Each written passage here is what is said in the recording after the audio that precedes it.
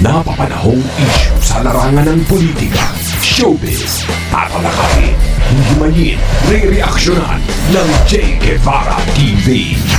Jay Guevara TV nga po pala, isang reactor ng mga viral issue na nagaganap dito sa Pilipinas.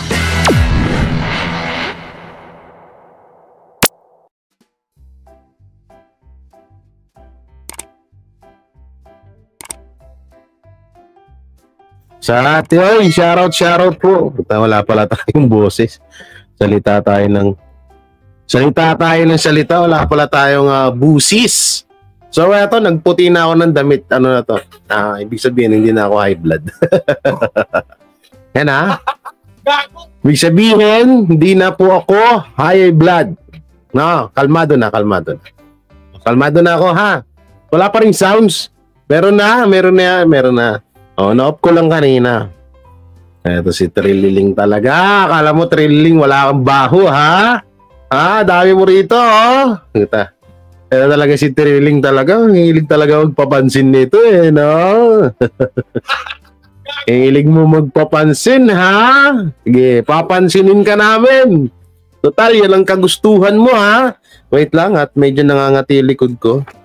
Si Trililing, alam mo Trililing, na namimiss mo ata yung pangkamot ko kasi nasungal-ngal na kita nito nung nakaraan no?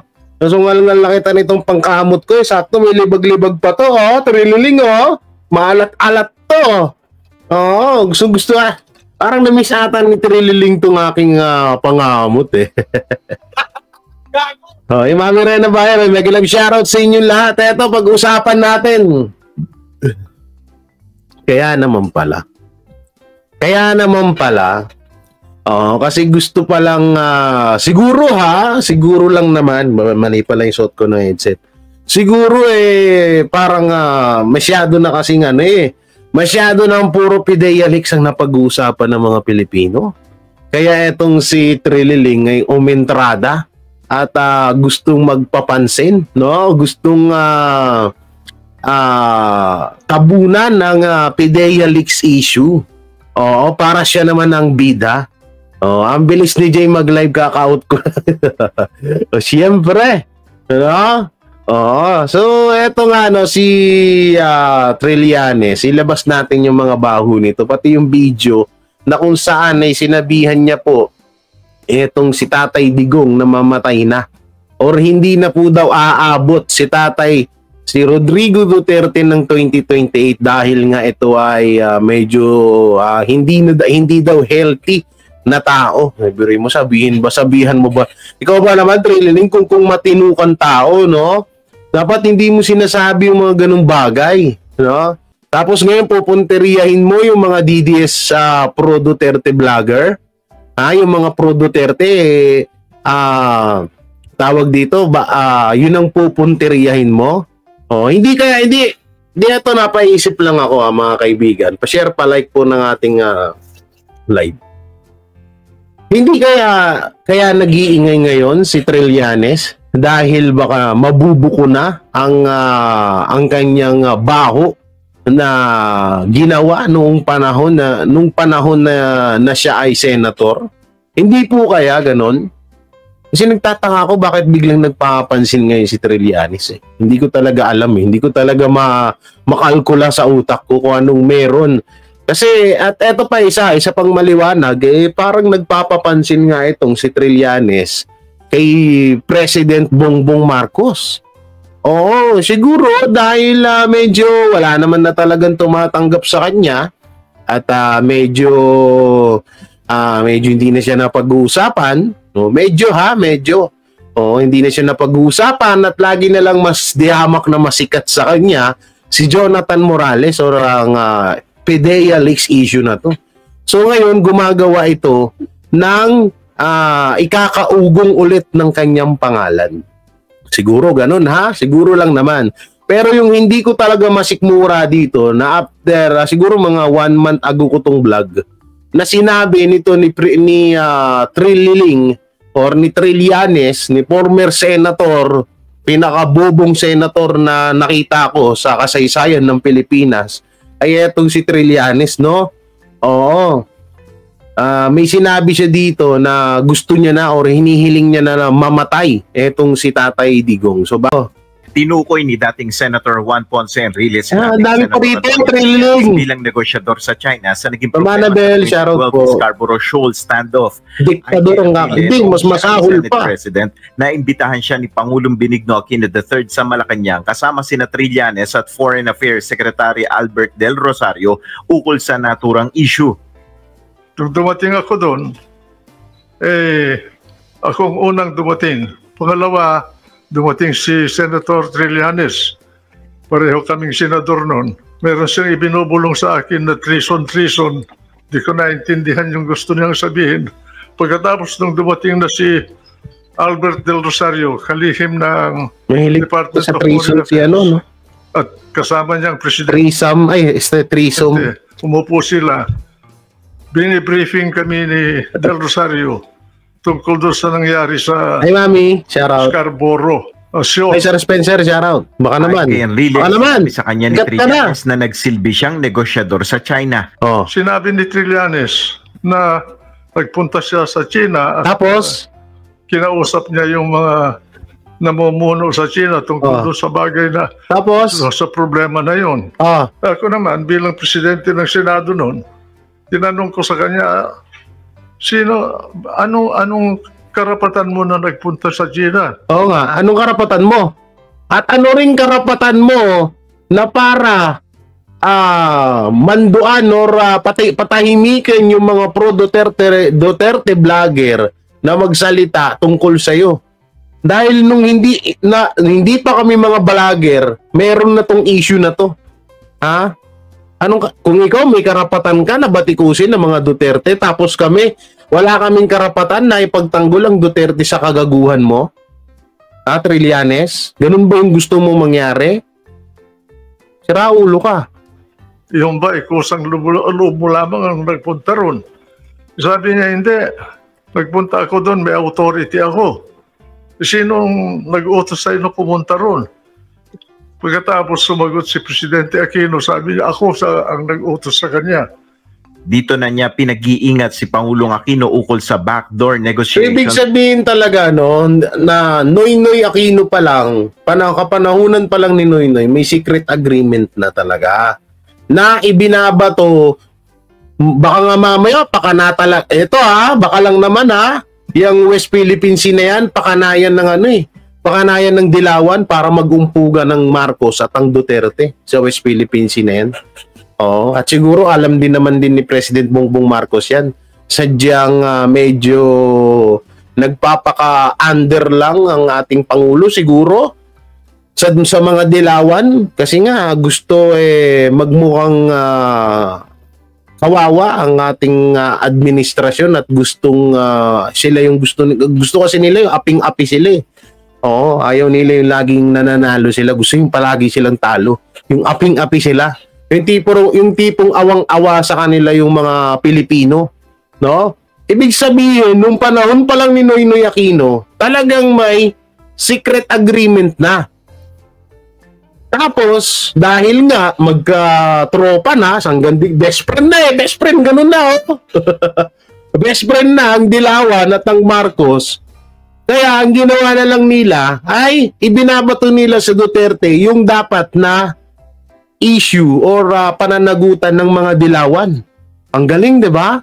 Ang galing. So, ang galing. Sa China at natuklasan niya mismo kay Del Rosario ang pag-bypass ni Trillanes sa ambassador ng Pilipinas noon sa China. Pagkatapos noon, si Secretary Del Rosario, binigyan ako ng sulat ni Ambassador Brady natin sa China na nagre-reklamo na itong si Trillanes ay binabypass siya. Yung pala, si Trillanes pasok at labas sa China. Tila hindi na dumadaan sa immigration. Ay, grabe, no? Siyempre, ikaw ba naman Ikaw ba naman maging best friend mo Ganun, maging best friend mo yung China Ikaw ba naman baka may offer dun sa China? Baka lang naman Oo, putangin. Kaya pala Kaya pala ngayon na napag-uusapan ng West Philippine Sea, todo epal ka. Kasi nga, baka mamaya ay biglang maungkat ang issue mo at lumabas talaga ang katotohanan na isa ka sa mga dahilan about dyan sa secret agreement na yan. At ibinabato nyo lang sa mga Duterte para sa mga Duterte magalit yung mga tao at hindi sa inyo. Para mailihis yung issue na dapat ay kayo yung humaharap. Dapat ikaw. Dahil sino pa ba harap? Patay na si Noynoy Aquino. So ikaw na lang buhay pa. Ewan ko ba, ba't ang tagal mo pa na sumunod? Ha? Kagaguhan mo. Oh, deserve mo yan, Trillanes. Dahil yan ang sinabi mo kay Tatay Digong, napapanorin natin ito pagtapos itong video na to. Dahil inuutosan yata siya ni Presidente Aquino. Ayon kay Pangulong Rodrigo Duterte, malaking question kung ano ang mga naganap sa negosasyon ukol sa West Philippine Sea Territorial Dispute. Oo, diba? Tapos ngayon, na narinig mo nga na nagsalita ng ganito si Tatay Digong, so ang ginawa nyo ng mga dilawan, pilit yung ibinabaling sa Duterte ang issue sa West Philippine Sea na kayo naman talaga ang may kasunduan sa China. May papanood ako sa inyo, mas luma pa dito sa bidyong to, ha? Panahon pa ni Goma. Sino ba? Sino ba yung Sir Spencer, yung tinanong ko sa'yo? Si Goma, ano yun? Goma ba yun? Joma. Panahon pa ni Joma, panahon pa ni Ferdinand Marcos, at panahon pa ng Miranda bombing, ha? Papanood ko sa inyo yun para mas maliwanagan kayo. Kung saan sa kabila ng negosasyon ay nawala pa rin sa kontrol ng Pilipinas ang Scarborough Shoal dahil sa pag-atras ng mga barko ng Pilipinas. Ang akin lang, sir, it is really a wonder to me why, of course, it's only President Aquino who can answer it, why he chose a military man to do the back channeling. And the problem is it was so secretive, almost a sub rosa type of negotiation that was kept secret. Gaya ni Pangulong Duterte, question rin kay Enrile kung sino ang humingi ng tulong sa Estados Unidos upang mamagitan sa standoff sa Scarborough Shoal, kung saan hindi naman umatras ang China at nakuha ang kontrol sa lugar. Kaugnay nito, muling isinantabi ni Pangulong Duterte ang arbitral ruling sa West Philippine Sea. Since then, yung mga paperwork about the arbitral award has become meaningless. Sabagay, may point ka man, senador, na kahit papaano ay mahalaga ang arbitral award, pero may issue talaga kung papaano ito maipatutupad. Sinang-ayunan rin ni Enrile ang polisiya ng pakikipagkaibigan ng Pangulo sa China. We lose more if we antagonize China. We have no choice except to negotiate with China. Sa kabila nito, alam nyo siguro, kaya isa rin na sa pagkakaibigan ng ni Tatay Digong sa China. Siguro ito yung mga way na gusto rin malaman ni Tatay Digong kung talagang kung ano yung naging kasunduan ng dating pangulo, no, ng dating ito nga dapat yung gawin ni ni Marcos. Kung talagang diskumpiyado siya or kamanghinala siya kay Duterte. Gayahin nyo itong ginawa ni Tatay Digong na kinaibigan niya ang China. Kaso hindi pwede mangyari kasi nasa Amerika siya, no? Mortal na magkalabaw. Nga pala, nakalimutan ko. Gago! Tingnan nyo yung ginawa dito ni Tatay Digong. Alam, ito ay ayon lang to sa ano ko, Hindi kaya talagang nakipagkaibigan si Tatay Digong sa China dahil may gustong malaman si Tatay Digong doon about diyan sa kasunduan ng Aquino or kasunduan ng Dilawan at ng China dito sa Pilipinas. Alalahanin nyo, noon pa man may history na po ang China about China at ang Aquino, ang mga Dilawan.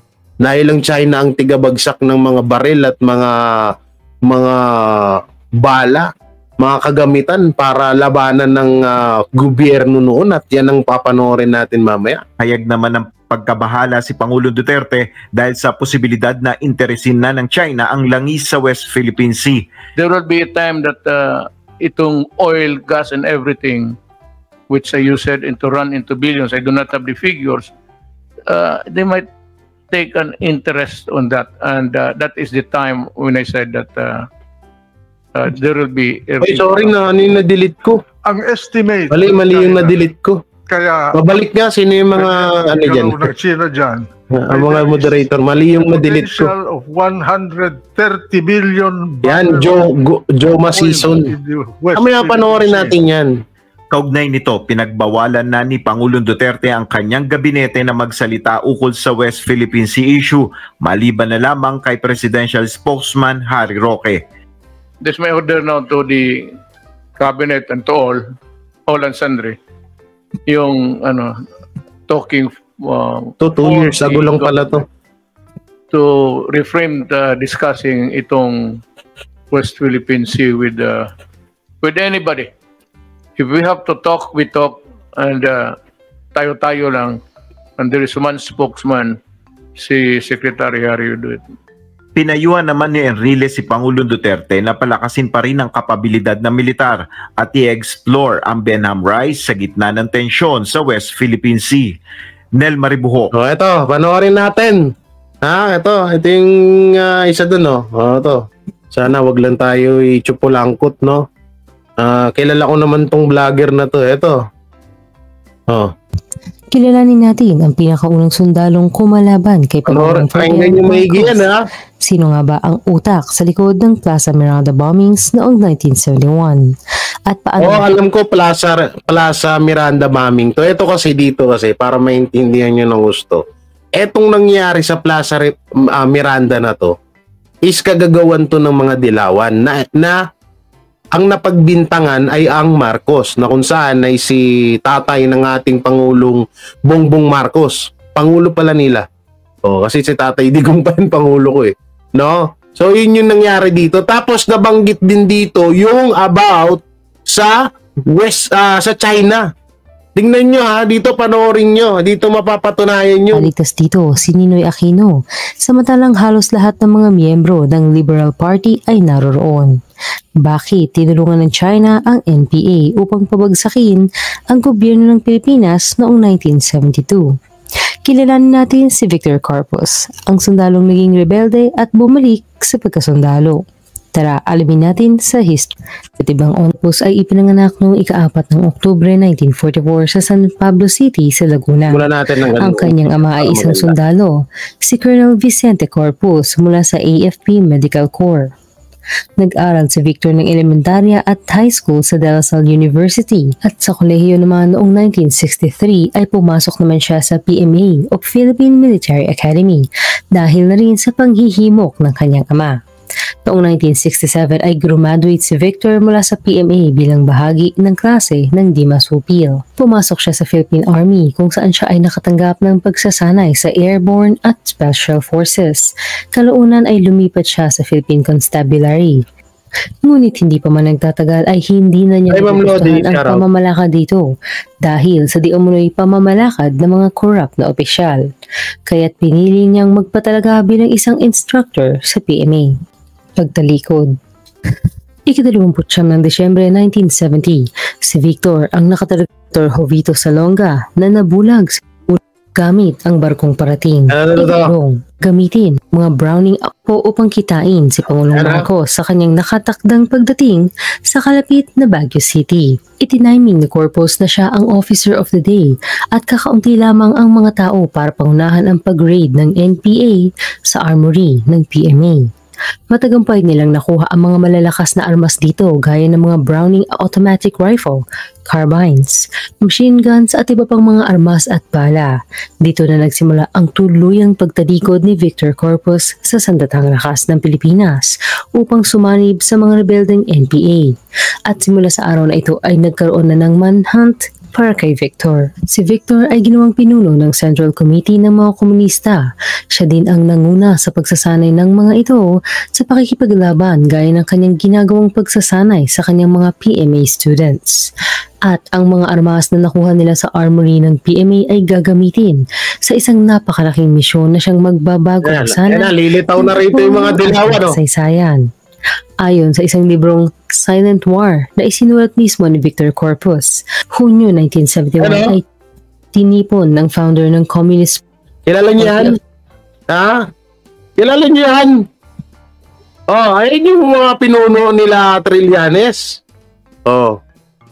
Noon pa man talaga, 1971, at wala pa talagang etong Dilawan ay talagang suportado na ng mga China. The Philippines na si Joma Sison ang lahat ng mga opisyal at miyembro ng komunistang NPA. Kasama na ang mga top-ranking officer na sina Danilo Cordero, Victor Corpus at Mario Miklat para sa isang pagpupulong. Tinalakay nila sa pagpupulong ang plano ng kanilang komunistang grupo. Sinabi ni Sison na sumulat siya kay Mao Zedong sa China upang humingi ng tulong at suporta. Ito ang panahon na aktibong tumutulong si Mao sa mga bansang sumusuporta at nagtutulak ng ideolohiyong komunismo, gaya ng Vietnam na nagtagumpay sa pagiging isang communist na bansa sa tulong na rin ng suporta ni Mao Zedong. Ang suporta na binibigay ni Mao ay sa paraan ng pagbibigay ng mga supply ng armas at kagamitang pandigma na sa mga panahong iyon ay labis pa sa kinakailangan ng mga rebelde upang makamit ang ipinaglalabang ideolohiyo. Isa pa sa kanilang pinagpalanuhan ay ang pag-set up kay Pangulong Marcos. Isasakripisyo nila ang mga kapartido ni Senator Ninoy Aquino ng mga Liberal Party. Sacrifice yung mga kahit kakampi nila.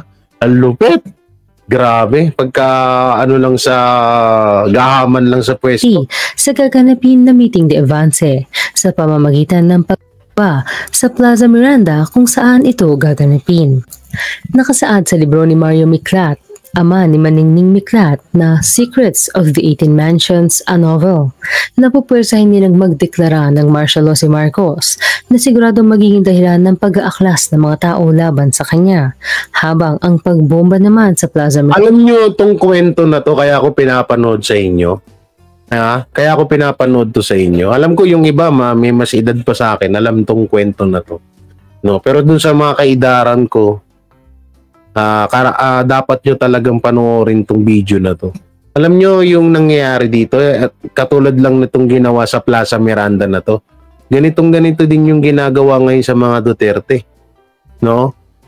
Kasalanan ng gagawa ng katarantaduhan ng mga Dilawan, tapos ang mapuputukan ay ang Marcos. No? Hindi si Marcos ngayon yung tatay niya. No? Tingnan nyo yung about sa West Philippine Sea. Sa West Philippine Sea, tingnan nyo. Mga Dilawan ang talagang may secret agreement doon. Pero mga Marcos, mga Duterte ang nasisisi.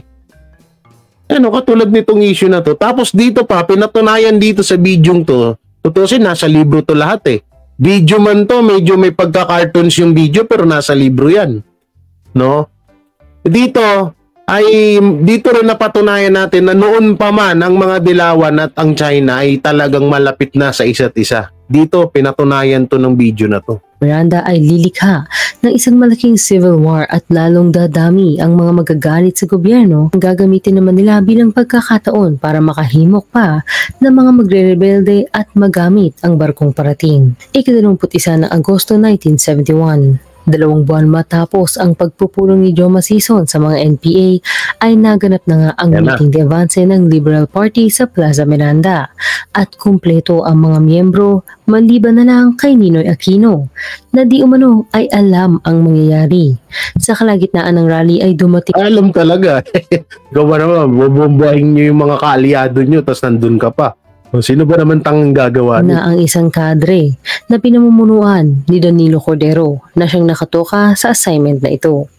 Walang humpas ni pinaghahagisan nila ng granadang pangmilitar ang mga nagrarally sa Plaza Miranda upang sa Pangulong Marcos ito maibintang. No, diba? Siyam ang namatay. Upang sa Pangulong Marcos ito maibintang. Parehas ng istorya ngayon, no? Ang pinagkaiba lang ay medyo brutal tong ginagawa. Miranda, upang sa Pangulong Marcos ito maibintang. Siyam ang namatay, kasama na ang 5 taong gulang at photographer ng The Manila Times na si Ben Rojas, habang 75 naman ang nasugatan. Kasama sa mga lubhang nasugatan ay ilang prominenteng politiko ng Liberal Party, gaya nila Palawan Congressman at future Senator na si Ramon Mitra Jr., Senator Jovito Salonga na nabulag sa isang mata at nabingi sa isang tenga. at naiwan pa ang piraso ng bomba sa katawan hanggang sa pagpanaw nito noong 2016. Senator Eddie Illarde, Senator Eva Estrada Calao, Presidente ng Liberal Party na si Gerardo Rojas, ang ama ni Senator Mar Rojas, Sergio Osmeña Jr., na anak ng dating Pangulong Sergio Osmeña, Manila Councilor Ambrosio King Lorenzo Jr. na nakomatose pa ng 2 linggo at nabulag at nabingi sa kaliwang mata at tenga, at ang mayoral candidate na si Ramon Bagatsing na naputulan ng kaliwang paa, nadurog ang kanang cheekbone at nadurog ang kanang braso at marami pang iba. Nagkaluno nila talaga yung mga ano nila. Napunta ang bintang ng pagpapasabog na siyang dahilan ng pagkapanalo ng halos lahat ng miyembro ng Liberal Party. Sabog na siyang dahilan. Diba? O, ulitin natin ha. Ng plano kay Pangulong Marcos nga napunta. Yan o. Ikaw ang nagpasabog sa Plaza Miranda. O, diba? Siyempre, kay Marcos ang bintang, tapos para kaawaan ng tao ang mga dilawan, kaya panalo lahat to. Ang bintang ng pagpapasabog na siyang dahilan ng pagkapanalo ng halos lahat ng miyembro ng Liberal Party noong eleksyon na iyon. Ngunit taliwas sa kanilang plano ay hindi nagdeklara ng martial law ang Pangulong Marcos, bagkus ay emergency powers lamang ang idineklara nito at sinuspinde ang writ of habeas corpus na siyang sapat ng dahilan para iparesto ang mga hinihinalang salarin, pati na ang mga leader ng mga oposisyon at hinihinalang kalaban ng gobyerno. Ngunit dahil dito ay katulad ng prediksyon ni Joe Masison ay maraming sumanib sa underground movement. Bagamat pinagbintangan si Pangulong Marcos sa pagbobomba sa Plaza Miranda, sa paglipas ng panahon ay may mga ilang kilalang personalidad na may kaugnayan. So hindi na natin to ituloy, no? At least dito talagang napakita na noon pa man ay talagang may kaugnayan na si Joe Masison Orong Dilawan sa mga Pang-ayon ang mga opisyal ni Mao na suportahan ang NPA sa pagtutulak ng komunismo sa bansa. Nang simula ng China ang pagbibigay ng suporta sa mga NPA ay una nitong pinondohan ang pambili ng isang malaking barkong pang-isda mula sa Japan at in-upgrade ito para maging isang barkong pandigma. Ang orihinal na pangalan nito ay Kishimaru at nang ito diba?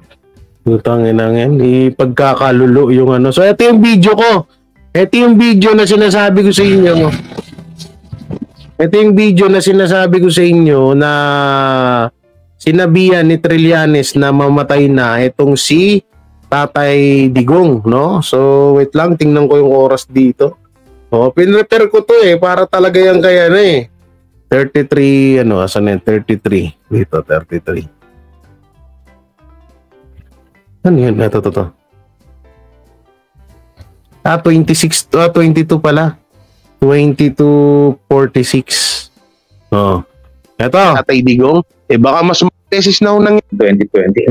Ayan nyo ang si Rodrigo. Ito pakinggan nyo to Pakinggan nyo maigi itong sasabihin ni Trililing dito. Duterte. Kasama niya pa yung tukmul niyang vlogger. Speaking of sa mga sinabi ni Sir Panelo. Ngayon, bakit ang nangyari? So, katulad ko, sinasabi ko na gusto kong maging presidente. Huwag nyo ang papakinggan natin din yung mga letter. Huwag na stage. Dapat maseryosohin to? Hindi na siguro, no? Hindi na aabot si Duterte ng 2020. Maaaring umabot siya, but di ba? Rinig niyo ba yan? Rinig niyo? Ulitin ko hindi na siguro, no? Hindi na aabot si Duterte ng 2020. Maaaring hindi na daw siya aabot. Maaaring hindi na daw umabot sa 2028 etong si Rodrigo Duterte. Tapos dinugtungan niya pa dinugtungan siya. But baka na yan, hindi na daw aabot. Meaning po lang ka din. Biro na ka pa pagkakayan. Pag-ibig. Hindi. Wala ng pag-asa. Ito yung dugtong niya. Bobo talaga. He's an old 80-year-old, no? Hindi yan yung mga kagaya nila Enrile, for example, na kumakain ng saluyot at hindi pala gimmick, hindi umabot ng 100. Ito hindi eh. Chismoso talaga to. Walang disiplina to sa katawan. Ang information nga nocturnal nito. So, diba? Tignan niyo pagka-chismoso nitong taong to. Chismoso na. Pati ba naman yung pagkain, yung kalusugan ni Tatay Digong, pinakailaman eh. Buo-buo na. Ginawa naman ng government best nila, magtrabaho na lang mabuti. Sabi nga ni, JPK doon, government, ewan ko dyan. Wala akong pakialam dyan sa sinabi niya na yan. Magpuyat, ganyan. Kaya, yung So matakot na pala dapat ako. Di ba? Puta na, ulit-ulitin natin to. Visit na tong Trillanes na to, makapagmalinis ka. Sandamakmak talaga na fake news tong lokong to. No. Hindi na daw aabot si mga letter. Hindi na siguro, no? Hindi na aabot si Duterte ng 2020. Maaaring umabot siya, but Issue palagi political duty 28 may breakdown sooner than he wants. Kaya in 2028 na ganyan na pinofloat nila, ano na lang yan, pinipiga na lang yung whatever political juice they may be able to extract from Eto tanda. Tutang inang yan. Talagang pinalalangin niya dyan sa video ko na. Matagal na yung video ko na yan. Na sinabi niya na maaaring hindi na daw aabot ng 2022 etong si Tatay Digong. Dahil nga daw ay isa daw tong palagimik. Ano pa ba yung sinabi? Isa tong palagimik. Ano ba yung sinabi? Palagimik. Palagimik at kung ano-ano pa yung sinabi kay Tatay Digong. Diba? Ganyang kalupit si Trillanes, mga kaibigan. Diba?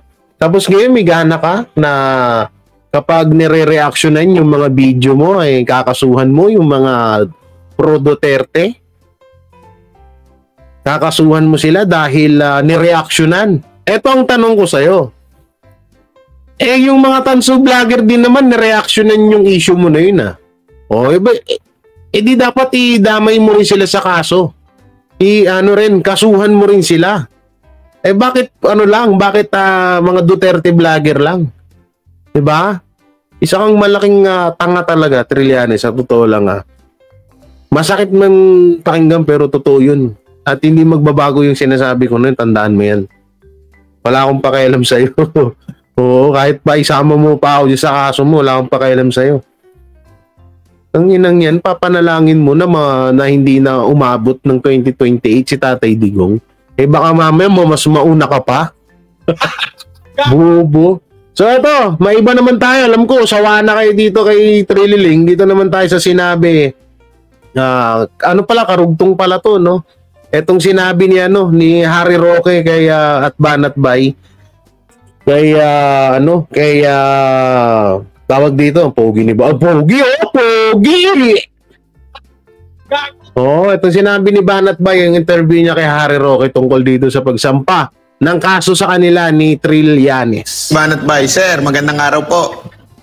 Banat Bay, siguraduhin mo hindi ka umihilig baka mamaya hindi ako makatulog sa selda. Ako patay tayo. Buti na lang, hindi ako nasama dyan. Gumagantay pa naman ako pagka naghahanap pa naman ako ng kayapos, sir. Magandang araw po, sir. Ano pong masasabi niyo dito? Ano pong masasabi niyo po dito sa bagong papansin ni Trillanes po? Well, tama ka papansin yan. No? Kasi una-una, sa isang demokrasya, at ito naman ay nadulog na namin sa UN Committee on Human Rights, at nagkaroon na ng desisyon ng UN Committee on Human Rights na itong criminal life sa Pilipinas ay talagang labag sa kalayaan ng malayang pananalita. At kaya nga inatasan ng UN Committee on Human Rights ang Pilipinas na hindi pa nila nagagawa hanggang ngayon na i-decriminalize itong libel. At yung tao na nakulong dahil sa libel, itong periodistang si Adonis ay dapat mabigyan ng reparations. Hanggang ngayon, hindi pa nababayaran ng reparation. Ang libel kasi ay instrumento ng mga nanunupil sa katotohanan. Kasi kung sila ay talagang naniniwala na may karapatan ng publiko na malaman ng katotohanan sa mga bagay-bagay na nakaka-apekto sa kanilang pag-araw-araw na buhay, hahayaan nila na umusbong ang lahat ng ideya sa malayang merkado ng ideya. Susupilin mo yan kung hindi ka manalo doon sa merkado ng malayang ideas, no? At ipakukulong mo yung mga ayaw mong madinig ang kanilang mga views dahil hindi mo matanggap yung katotohanan ng kanilang mga sinasabi.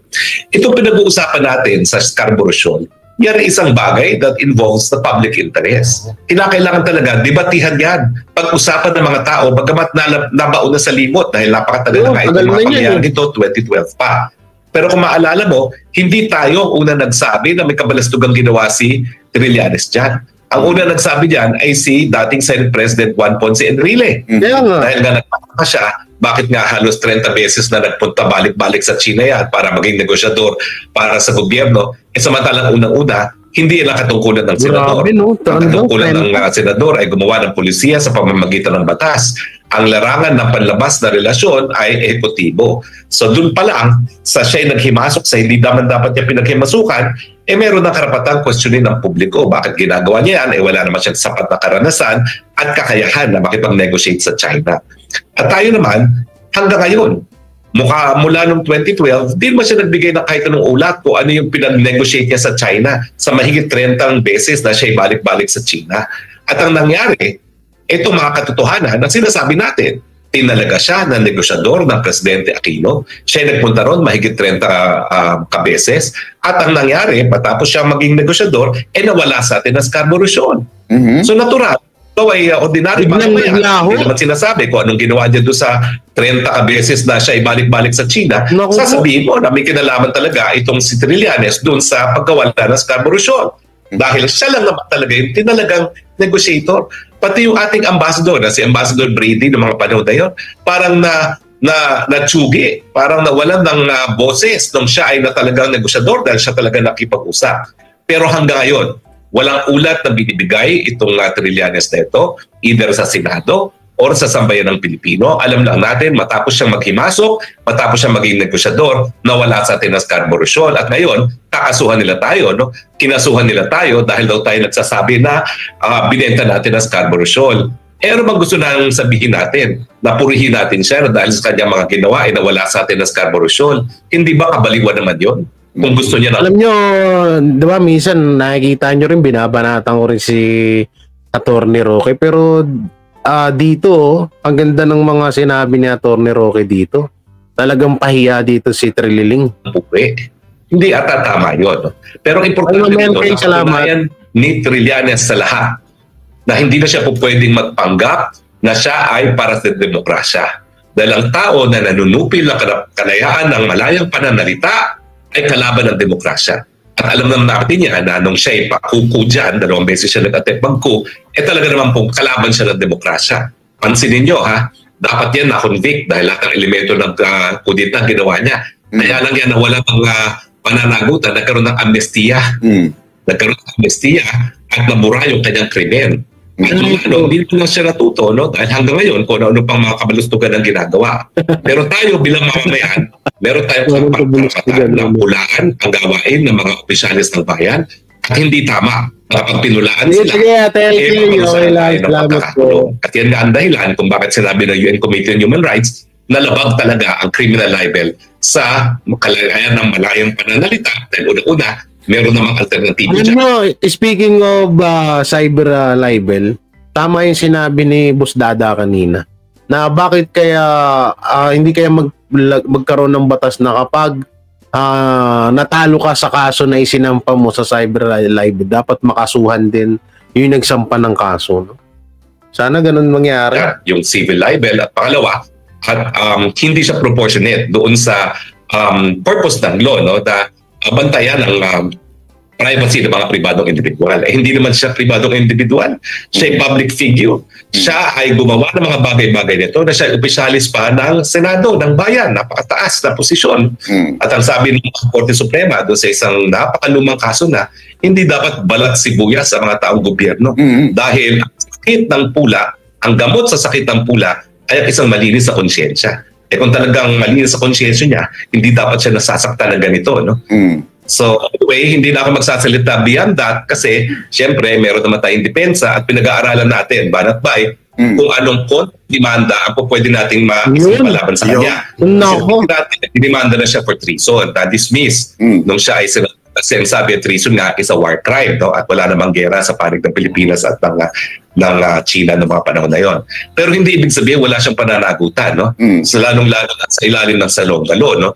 Yung kanyang kawalan ng report, kawalan ng pananagutan kung anong ginawa niya sa negosasyon, o pwede pa rin siya maparusahan bagamat hindi na siya public official dahil ginawa niya yung mga bagay-bagay na yon habang siya ay senador. Attorney, abangan kung hindi kontra de meata natin. Attorney, kasi ito yung tanong ng ilang mga vloggers din, syempre yung mga dinamay niya. Kasi sa totoo lang, galing lang yung video sa inyo, pinlay lang ho doon sa kanilang mga vlogs. At bakit daw sila nadamay doon sa pag-play ng vlogs o yung video ninyo na kung saan sinabi nga tungkol doon sa kanyang pagpunta sa China? Bakit sa tingin nyo sinama ng mga ibang vloggers? Sinusupil niya lahat. Ayaw niya na pupulaan ng ganon. At tinatakot niya lahat ng vlogger. Pag kayo nag-broadcast ng isang bagay na hindi ko gusto, pakukulong ko kayo. Pero yan ay isipang feudal, hindi ganyan ang demokrasya. Ang demokrasya, sa tingin niya, meron tayong maling sinabi, sabihin niya kung anong katotohanan. At hayaan natin ng publikong maghusga dahil sa isang demokrasya, tunay na sa katotohanan ay yung kapangyarihan ng isang ideya na tanggapin bilang katotohanan ng mga mamamayan. So lumaban sa batas sa merkado ng Malaya. Sinunog na ba dati ito ni Marlica? Pahiya na pala ito dati, no? Idea. Attorney, ito pa ang isang tanong na iba dyan na hindi pa po pwede katulad namin mga vloggers na wala naman talagang kinalaman dyan, sinangkot lang niya para matakot. Hindi pa pwede namin siyang bawian at siya rin mag-counter ng demanda? Meron ho bang batas na pwede dyan? Ginawa po namin yan nung panahon ni GMA at si First Gentleman at sain ng mga 38 na legal cases laban sa iba't ibang mga periodiko, no, at mga mamamahayag. At ang naging cause of action namin ay abuse of right. Dahil may karapatan nga siya mag-file ng libel pero alam naman niya na hindi talaga sapat ang cause of action niya for libel. No? Kaya, ang sabi ng Korte Suprema, that is a valid cause of action. So meron din tayong remedyo after this, no? Kasi talagang halata na ang kanyang intensyon ay supilin yung karapatan ng malay pananalita at i-chill yung mga vloggers from the exercise of their freedom of expression. Pero ayun, Attorney Harry Roque, ang pinagpuputok kasi ng butsi niya, matagal na daw niyang sinagot itong mga issues na to, pero paulit-ulit pa rin daw kayo sa inyong mga tinuran na binenta niya yung Scarborough Shoal. Kayo po ba, natatandaan nyo na sinabi nyo verbatim na binenta? Speaking of paulit-ulit, bakit siya? Hindi ba siya paulit-ulit? Paulit-ulit na rin siya nagsasalita about sa West Philippine Sea, sa mga Duterte, di ba? Kaya nga dapat makasuhan din tong ulupong na to Papansin niya si Trillanes, magaling din magbudol, gumawa ng mga kagaguhan para makilala sa tamad at bulol, iba takbo ng utak. Ewan ko ba rito kay Trillanes, no? Kanya, yung Scarborough. Ito Trillanes, kung sakaling mapanood mo tong video ko. Alam mo, sa ginawa mo, akala mo parang, maaalarma na yung ibang vlogger ng Duterte. Siyempre, tuwang-tuwa yung mga tanso ngayon. Kasi, yan, nasa balita kami. Nasa balita ang Duterte, mga vlogger. So kayo, nga. Hindi ako nagiging proud na nabalita, ha? Pero ito lang masasabi ko. Trillanes, akala mo ba, porque ginawa mo yan, akala mo matatakot kami? Parang mananahimik na kami? Hindi na kami maging bibitaw na kami sa pagiging Duterte vlogger? Bibitaw na kami sa pagsuporta kay Duterte, sa mga Duterte? Ulul! Tatak mo to sa utak mo, ha? Lalo mo lang pinalakas ang loob namin. Alam mo kung bakit? Dahil dito namin napatunayan na napakahalaga pala talaga ng mga sinasabi namin dito sa social media, sa kanya-kanya naming channel. Dito namin napatunayan yun. Pinatunayan mo sa amin yun. No? Na napaka-importante at talagang napapansin at syempre, alam naman natin na ang katotohanan ay masakit yan sa katulad ni Trillanes. Oo. So ngayon, akala mo matatakot kami? Asa ka. Wala ako nahalalang sinabing gano'n. Ang alam ko, nawala ang Scarborough dahil siya yung nag-negotiate sa China. Pero bakit ko sasabihin mabebenta yan? Hindi naman yan within the commerce of men. Ang territory ay hindi ko pwedeng mabenta. So kung yun ang kanyang akusasyon, doon pa lang, dismiss na ang kaso niya because that is a legal impossibility. So ang libel dapat crime, vice, or yung isa pa, defect, no? Hindi naman crime yan, hindi naman vice yan, hindi naman defect yan. Yan ay matters of public interest na dapat talaga pagdiskursuhan ng publiko para malaman natin kung may kinalaman ba yung mga pinagkasundo niya sa China sa pagkawala sa atin ng Scarborough Shoal. At yung konteksto ng paglabas ko ng issue nito kasi nga binibira niya ang dating Presidente Rodrigo Roa Duterte doon sa Gentleman's Agreement.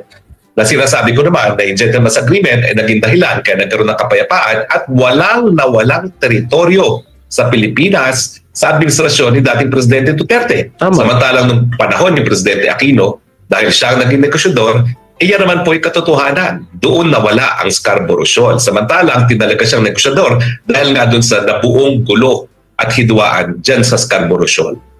Attorney Coach Oli po, sinabi nyo ito'y ginagawa na parang pananakot sa mga vloggers. Nakasama na dito ang mga vloggers, no? Hindi kaya sa isang banda sinadyang isama yung mga vloggers para alam mo na, alam naman natin kayo yung mga malalapit sa mga Duterte at alam natin tatakbo di umano ito bilang mayor sa Caloocan. Yan po ang ating naririnig, no? Posible kaya niya binabanatan itong mga kaalyado ng mga Duterte para kampihan siya nung mga pula. Kasi sa Dilaw, wala na talaga siyang aasahan eh. Baka pula to nga. Tingnan mo ito sa totoo lang, bilang tayo ng ilang araw, yung PDEA leaks na yan, papasukin na rin ni Trillanes yan. Papasukin niya yan. Ito, sa isip-isip niya, hindi ako masyadong bumenta. Hindi bumenta masyado yung drama ko ngayon. Papasukin niya yan, yung PDEA leaks na yan. Papasukin ni Trillanes yan. Kasi gustong-gusto talaga magpapansin ni Trillanes sa mga pulangaw, sa mga tanso dugyot supporters ni Marcos. Gusto niyang suportahan siya. Gusto niya makilala siya. Kasi una-una si Trillanes, Dilawan to, hindi naman to hindi to pulangaw, no? Si Trillanes. Kaya gustong-gusto talaga magpapansin nitong ogag na to. Inaasahan niya na lahat yung mga anti-Duterte kakampi sa kanya.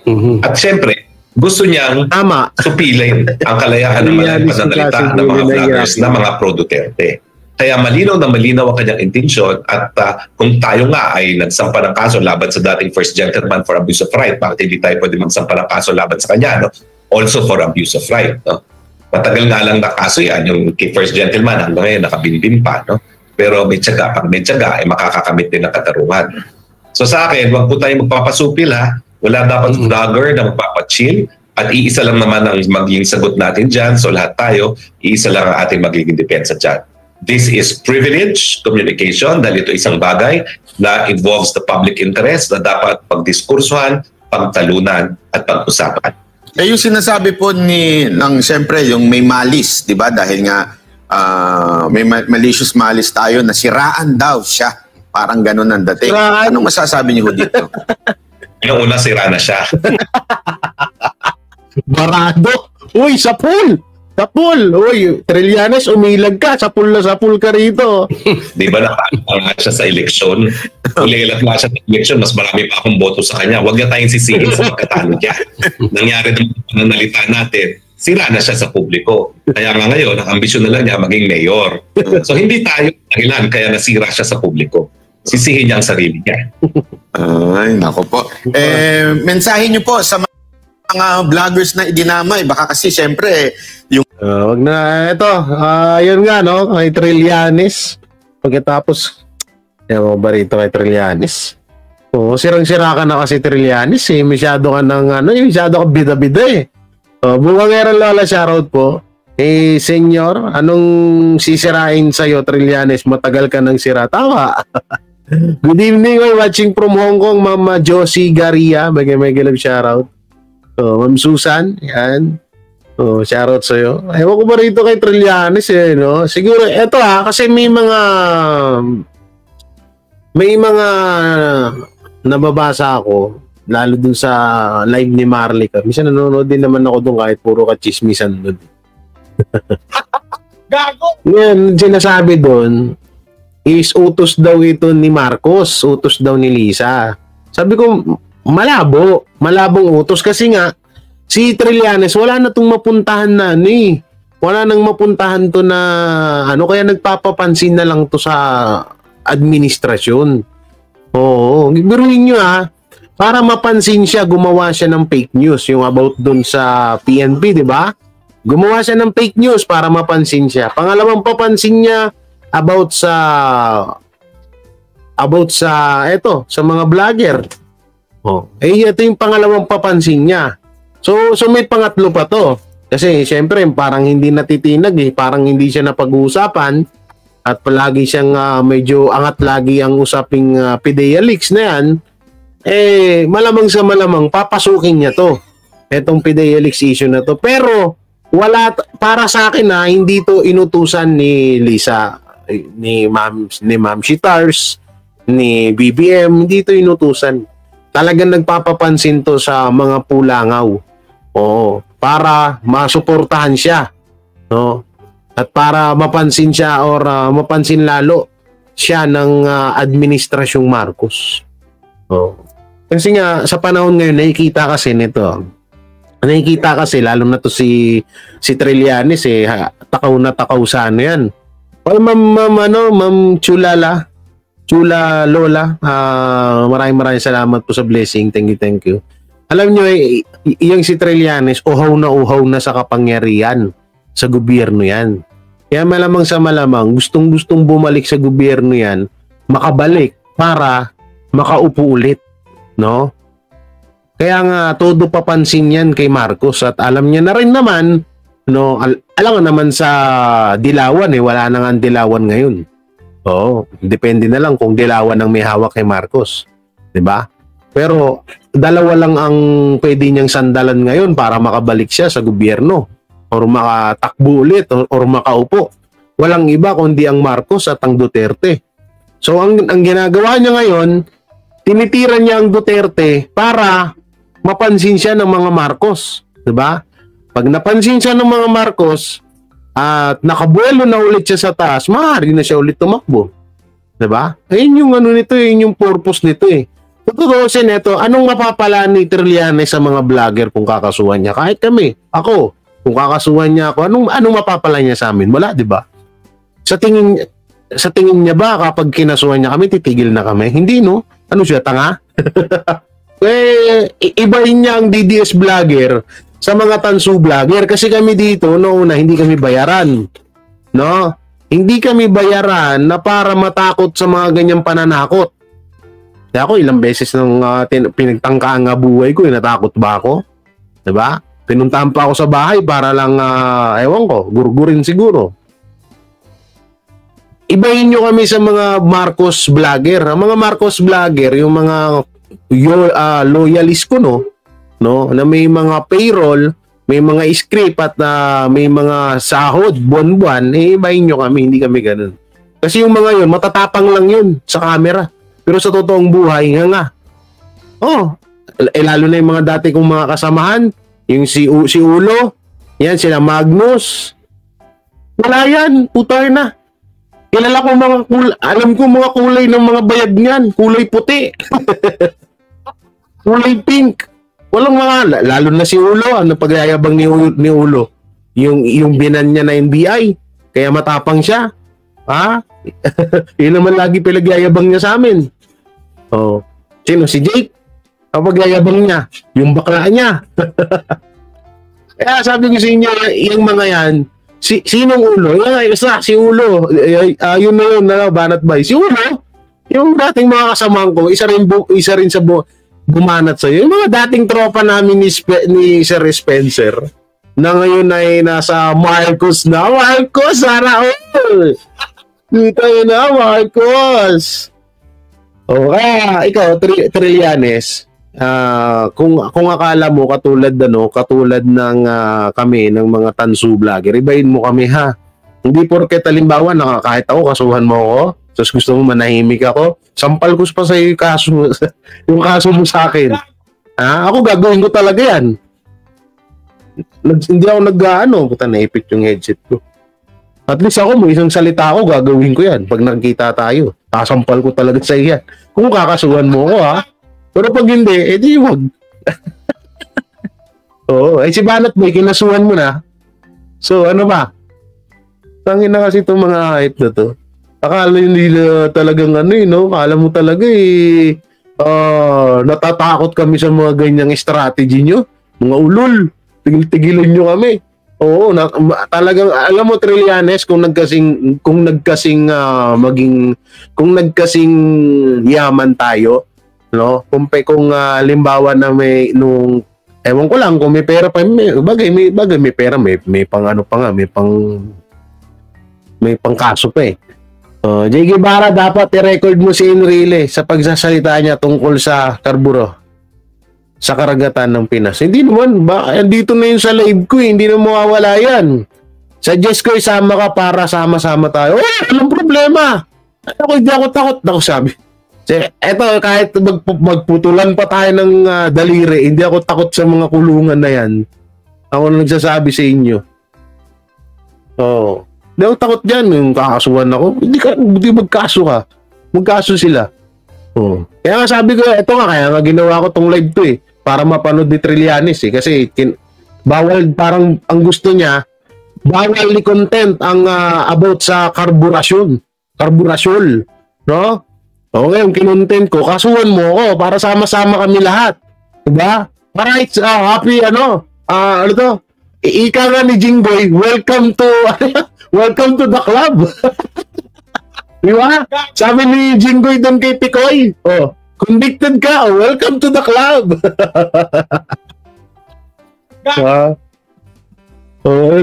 Sabi ito, ikaw, pinaka-ulol, mukha mo, mukha mo din, ulol. Sumbong ka dun sa boss mo, kay Trillanes. DDS vlogger always pertaining sa mga problema ng bayan. Mga BBM vloggers always pertaining sa mga DDS vloggers. Pansin ko yung mag-live po sila. Ganun naman ako ginagawa nila eh. Kung hindi si Banat Bayang content, Tito Vic and Joey, tapos didikit ang Tito Vic and Joey sa issue ng sa issue ng tawag dito, sa issue ng Marcos at Duterte. Ganun ang gawain nila eh.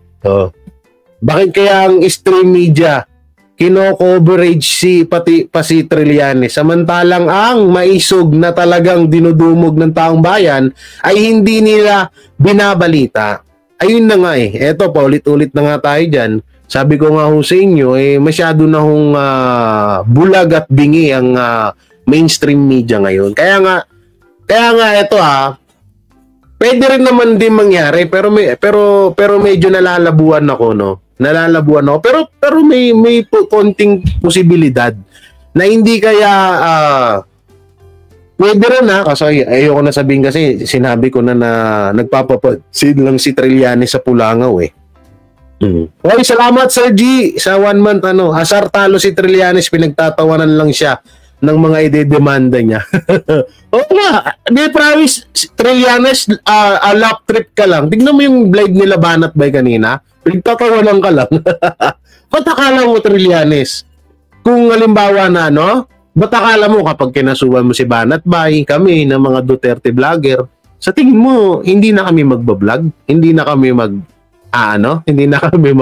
tsaka ito, Sa tingin mo may ipapanalo mo yung kaso na yan? Unang-una, freedom namin to. Ha? Wala kang karapatan para hadlangan mo yung mga gusto naming gawin, gusto namin sabihin. Kung ikaw nga, malaya ka sa mga pinagsasabi mong kabubuhan laban sa mga Duterte, so kami may karapatan din na at may malaya din kami na makapagsalita, no, laban sa kabubuhan mo. Tandaan mo yan, Trillanes, wala kang karapatan para questionin mo kami. At hindi kami matatakot sa'yo. Pare-parehas lang tayong kumakain ng kanin. Oo. Kulay brown ng tayo mo. Tandaan mo yan, ha? Mabaho yan. Kahit kapag bumango yan, tsaka kami matatakot sa'yo. Ha? Excuse me sa mga kumakain, ha? Pero ito, tandaan mo, Trillanes. Kapag bumango na yan tayo mo, tsaka ako matatakot sa'yo. Pabanguhin mo muna yan, ha? Kapag mabaho pa rin yan, wala kaming pakialam sa'yo. O kaya, uminom ka na lang or lahat ng pagkain mo, lagyan mo ng apusyonado. O, lagyan mo, pati kanin, ulam, lahat, pati inumin mo, lagyan mo apusyonado para pag dumating, pag umubo ka, mabango yung tae mo. Tangin na ka, sino ka para katakutan naming gago ka. Ha? Hindi, Trillanes, ha? Alam ko dati kang sundalo at hindi ko naman minamaliit yun. No? Pero tanda mo, minsan dinadaig pa ng isang tambay ang isang sundalo, ha? Minsan, ha? Oo, siguro sa pamamagitan nating dalawa, Trillanes. Ikaw dati ka sundalo, ako dating tambay. Oh. Ewan ko lang kung baka patirahin tayo na isang taon sa bundok. Tingnan ko lang kung mabubuhay kayo iyang lamyaan mong yan. Ultimong tuyo ata, di ka mga kumakain. Ikaw ba naman ang mabasted, Trillanes, tuluyan ng nasira ang sanidad mo, ha? Wala na kasi, misa nga, tatama nga yung sinabi ni Senator Harry Roque, ni Attorney Harry Roque, no?